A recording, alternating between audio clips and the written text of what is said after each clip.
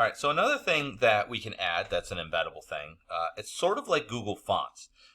You might have noticed, as you can see right here, that there are certain icons that when you go to websites or even programs, interfaces, there's certain icons that they have that are somewhat universal, right? Like you'll see like ones for social media. You'll have a website on the bottom. It's like, here's our social media tags, and you can click on them, and then it goes to their Facebook page and their Instagram whatevers and whatever you kids do. I don't know what they are. But they have all those different icons, right? And some of them are really obvious, like these chevrons right here, right? These little side arrows. As simple as they are little side arrows, and this little hamburger, as simple as that is, they mean certain things, and people understand what those mean. But you're going to notice that they're somewhat universal. And the reason why is not because those sites are all making them the same. It's actually most of those places are linking to a service that is offering that, okay? So there's all sorts of different ones out there. And I'm just going to show you real quickly a couple of them, and then from there you can kind of go wherever. But we're going to use one in particular. It is also, possible to just use a picture and use your own thing, but it's actually better if you use a service, because that way it'll be consistent. Okay, so for one, if you go to Bootstrap itself, so you go to Bootstrap and you go to icons, you'll actually see that Bootstrap has its own icon library. And it's relatively robust. There's a whole bunch of them in here. If you go to the top, you can actually, where is it? I saw it earlier, right here. You can search for a specific one. But it's not as robust as other ones. It actually doesn't come with Bootstrap by default. You actually have to go down here and you would copy this CDN. So just like we did with the Bootstrap, I'd put this right in my head, and then I would put these in here. And all you do is you click on it, and you would take this bit of code and you would paste it after you've inserted it, and it will attach itself. You'll see, because we're going to do the same thing later on, but you would do it with Bootstrap. So that's one option. It's not a terrible option. You can totally use this. It is clean and it does work well. Another one is icons through Material. Okay, so Google has a thing. It's material.io. Basically, sort of like Bootstrap, Google made their own responsive framework that you can use, and it's called Material. And basically, just like we did Bootstrap, you connect it, and then you would use their classes, and it will do certain things. And it has some interesting, neat options, things that Bootstrap doesn't have, and it doesn't have some of the things that Bootstrap has. So it's, you can look at it, just go to like the design, the components and stuff, and you can see later on in the future, if you want to make a site using that, feel free for it. Okay, but they also have, similarly like Bootstrap, they have an icon section. You can see they have a whole bunch of them in here as well. So you might like these too. And you would do the same thing where you would have to link it. Where is it? So you'd have to link it, and then it will hook up. Okay. The one we're going to use is going to be Font Awesome. Now, the reason why I'm using Font Awesome isn't even because it's my favorite. It's actually because it's probably the most popular one, and it's the one you're going to see the most often.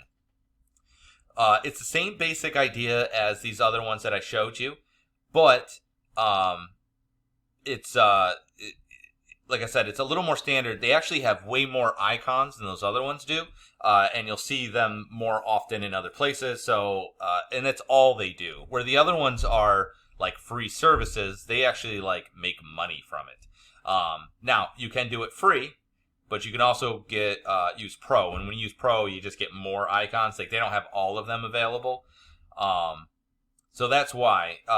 Now, if you want to use the latest version, which is Bootstrap 5, you actually have to like make an account, and you can totally do that. Go through, make an account. It's free, and then they'll have like a system. You'll have to follow the directions, and then you can put them into your site. You can link it like the other ones are. I don't really want to go through all that just because it's a bit of a pain, a hassle, not a hustle. Could be a hustle too. But just be aware that they do have many more icons. So if we go to the icon section, and all of these you can just read them up. I have links to the right, so if you want to look at them. If you don't even want to use these Font Awesome, if you want to use either Material or the Bootstrap ones, feel free. I don't really mind. But you can see they have a lot of them. Well, these aren't even all of them, but and you can also choose only free ones as an option. You can't see it. Hang on a second. you can choose just do free ones, but they have all of the different icons, and they have even different ways of representing them, like as solids or, as outlines, things like that, okay? We're not going to actually use this. What we're going to use is instead is I'm going to go to W3 sites, and if you go in here, and where is it? Well, I have a link for it. Just look to the right, you'll see it there.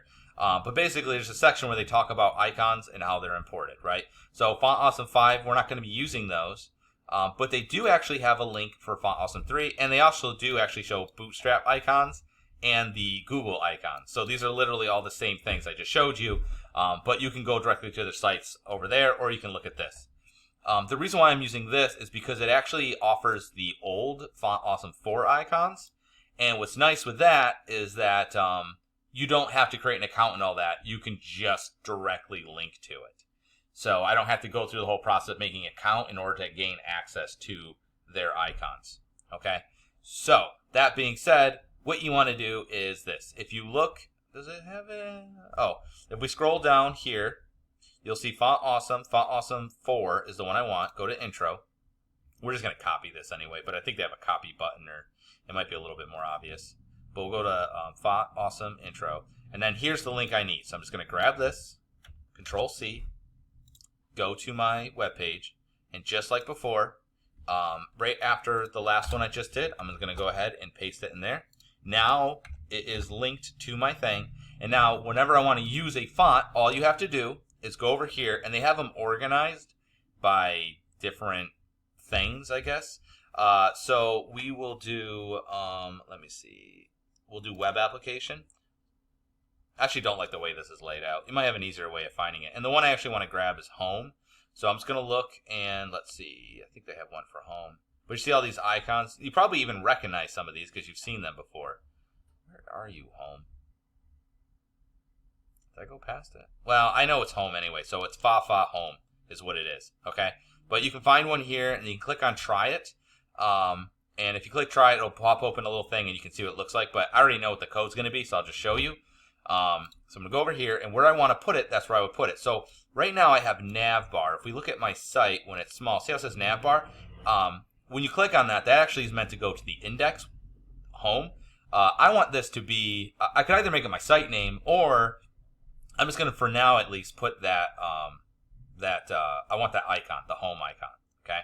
So all I'm going to do is remove that, and then to insert the a Font Awesome icon, and this is the way all of them work. You have to link them, and then you have to put them in where you want them. It's I class equals, and then inside there you put what it is. And so it's Fa Home. I think that's what it was. Let me see. Is that how they're all written? Fa Home. Okay, so I got to do a hyphen. Fa Home.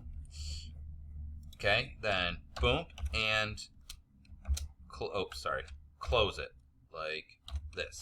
Okay, so basically it's an I, the italicized, and then inside the italicized, you don't put anything inside, like between the tags. You just leave it empty. But in the class, you give it a class of of whatever the different ones are. So see, these are the different classes that you hook up to it. And you just have an empty I. And the reason why they use I is because it's not deprecated, but if you remember before, it's not a semantic tag, it's a functional one. And the functional ones we don't want to use because they don't say anything about the text. So normally if you want to make something italicized, we make it an EM. We make it an emphasis tag. So this is not supposed to be used anyway, so basically that's how they attach it. Sometimes you'll see them use spans, but they use I's here. And now, if I go to minimize this, you'll see there is my little tag thing, right? And so, and like I said, there's all sorts of different ones. So like if I did, I don't know, these fa arrows, right? So literally grab that, go over here, and I'll just put the arrows in instead. So inside of here, just make the class oops, got a little something extra there. And then if I make it smaller, you'll see there's the arrows, okay? So they're just these pre-made icons that you can just link to your site really easily, and they add a certain amount of professional look to them. It's really important to use these because, like, for instance, let's say you're doing, let's say we're doing brand stuff.